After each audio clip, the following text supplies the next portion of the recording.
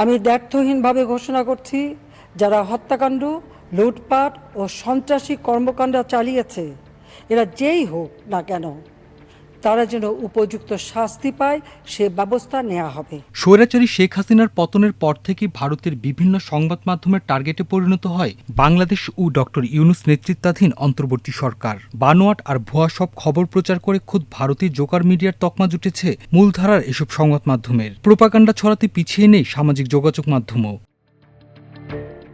সম্প্রতি voice of Bangladeshi Hindus নামে এক ফেসবুক পেজে ভীষণ বাজেভাবে উপস্থাপন করা হয়েছে অন্তর্বর্তী সরকারের প্রধান ডক্টর ইউনূসকে।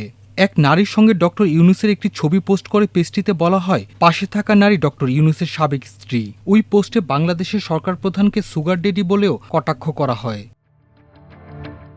বাস্তবে ছবিতে থাকা নারী হচ্ছেন প্রধান উপদেষ্টার মেয়ে মনিকা ইউনূস, যিনি আন্তর্জাতিক খ্যাতিসম্পন্ন সঙ্গীতশিল্পী এবং যুক্তরাষ্ট্রের নাগরিক। শুক্রবার এই বিভ্রান্তকর পোস্ট নিয়ে ফ্যাক্ট চেকার ও বিশ্লেষক কদরুদ্দিন শিশি সামাজিক যোগাযোগ মাধ্যমে লিখেন, বাংলাদেশি হিন্দুদের ভয়েস হিসেবে নিজেদের প্রেজেন্ট করা এই পেজটির প্রতিদিনকার কাজ হল বাংলাদেশকে নিয়ে ভারতীয় আরএসএস এবং বিজেপির বয়ানের সঙ্গে মিল রেখে মুসলিম বিদ্বেষী এবং বাংলাদেশ বিরোধী হেট ও ডিসইনফরমেশন প্রচার করা। তিনি আরও বলেন, এই পোস্টে ডক্টর ইউনূসের মেয়েকে তার সাবেক স্ত্রী হিসেবে প্রচারের নোংরামিটাও এই পেজ থেকে করা হলো। বেশ কয়েকজন এটি কমেন্টে বলার পরও তারা পোস্টটি সংশোধন করেনি। বিশ্লেষকদের মতে এটি স্পষ্টতই ডিজিটাল হেট স্পিচ এবং পরিচয় বিকৃতির মাধ্যমে বিভ্রান্তকর তথ্য ছড়িয়ে একজন সম্মানিত ব্যক্তির ভাবমূর্তি ক্ষুণ্ণ করার অপচেষ্টা।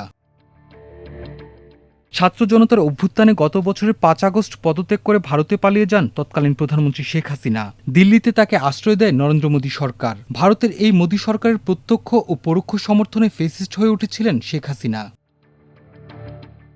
এরপর বাংলাদেশে অন্তর্বর্তী সরকার গঠিত হয়। গণহত্যার বিচারের জন্য হাসিনাকে ফেরত পাঠানোর আবেদন জানায় এই সরকার। তবে ভারত এই বিষয়ে কোনো সহযোগিতা করছে না। উল্টো অন্তর্বর্তী সরকার নিয়ে প্রোপাগান্ডা চালাতে তৎপর হয়ে ওঠে নরেন্দ্র মোদীর অনুগত দেশটির বিভিন্ন মিডিয়া।